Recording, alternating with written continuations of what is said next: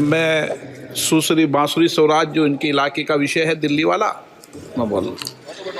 बहुत धन्यवाद अध्यक्ष जी कि आपने मुझे इतना महत्वपूर्ण विषय सभा पटल पे रखने के लिए अनुमति दी है। एक बहुत ही हृदय विदारक घटना घटी है ओल्ड राजेंद्र नगर में, जहां पर नाले का पानी वो पूरा का पूरा बेसमेंट में, कोचिंग सेंटर के बेसमेंट में भर गया और पूरा का पूरा बेसमेंट जलमग्न होने के कारण 3 छात्रों ने अपनी जान गंवा दी।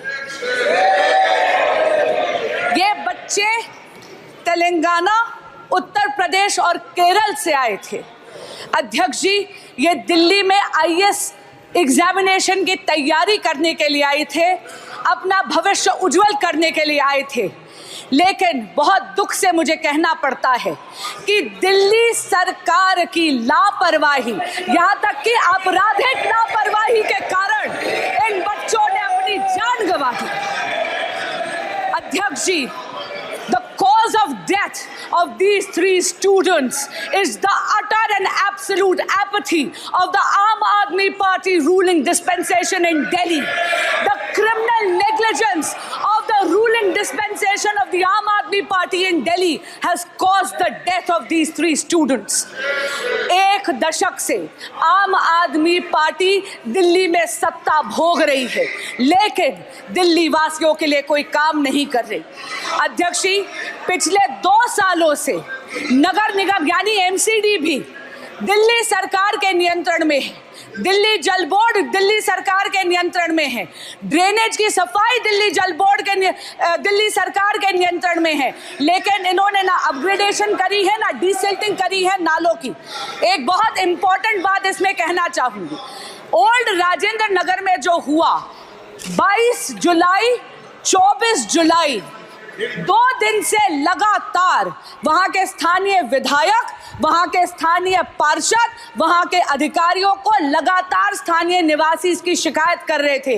विधायक जी व्यंग तो कर रहे थे, लेकिन उन्होंने कोई एक्शन नहीं लिया। मेरा आपसे निवेदन है कि गृह मंत्रालय से अनुरोध करती हूं कि एक जांच समिति बनाई जाए, जहां पर ये जो दिल्ली सरकार जो केवल प्रचार प्रसार और भ्रष्टाचार में लिप्त है, इसमें इंक्वायरी बिठाई जाए। दिल्ली की नालों की सफाई क्यों नहीं करी जाए? दिल्ली जल बोर्ड चरमराती हुई व्यवस्था में क्यों है? पप्पू यादव जी, सवाल इस देश की बच्ची का है या केरल या बिहार? तानिया हमारे बिहार की बच्ची थी। हम अपनी बहन को बता देना चाहते हैं, मिडिल क्लास की एक बच्ची तानिया, जिनकी मौत कल हुई है, परसों। और मेरा आग्रह इसमें 2 है। मैं ना बीजेपी और आम आदमी पार्टी की आलोचना में, पूरे देश के बच्ची जो 60% बिहार के एसएससी यूपीएससी करने आते हैं या बाहर कोटा, लगातार हमारे कोचिंग, अध्यक्ष महोदय, लगातार कोचिंग का मानक गाइडलाइन गवर्नमेंट के द्वारा नहीं होना, सुरक्षा की व्यवस्था नहीं होना, और एक घटना नहीं, अध्यक्ष महोदय 1 मिनट, एक बार घटना नहीं घटी है, बार बार ये चर्चा आपके माध्यम से उठता है, आप इसको संरक्षित करते हैं, लेकिन इस पर माननीय अध्यक्ष जी, ये बहुत ही दर्दनाक घटना है और इस घटना में जिस तरह से पानी उसमें गया, बच्चे निकलने का प्रयास कर रहे हैं। आपने भी देखा होगा वीडियो। आप तो विषय क्या है बता दो आप। मान्यवर, आपने भी देखा होगा वीडियो। आप क्या बोलना चाहते हैं?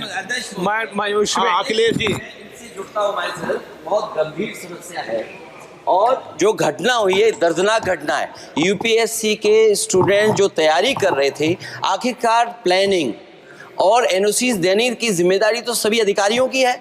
अध्यक्ष महोदय, जिम्मेदार कौन है, उनके खिलाफ कार्रवाई क्या हो रही है? नंबर 1। दूसरा, ये केवल एक विषय नहीं है इलीगल बिल्डिंग। हम तो यूपी से अध्यक्ष जी देख रहे हैं, जहां इलीगल बिल्डिंग बनती है वहां बुलडोजर चलता है। क्या ये सरकार बुलडोजर चलाएगी कि नहीं चलाएगी? No. Sir, I have just visited the hospital. I've just visited the hospital and met with the uncle of the boy from Kerala who unfortunately lost his life on the weekend, sir.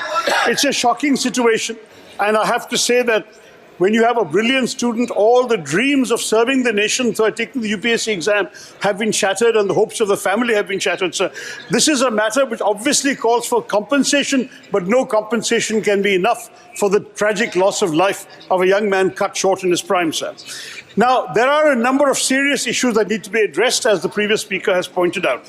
There is, sadly, a level of violations of basic norms when it comes to building codes, fire safety, flood safety, and so on.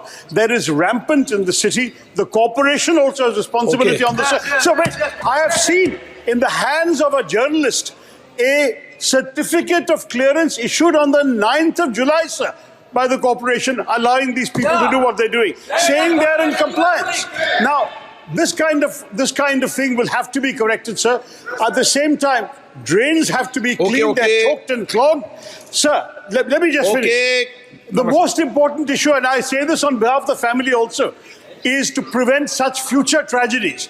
For this, there has to be a comprehensive inquiry, but there also has to be very specific steps taken to ensure that no other parents...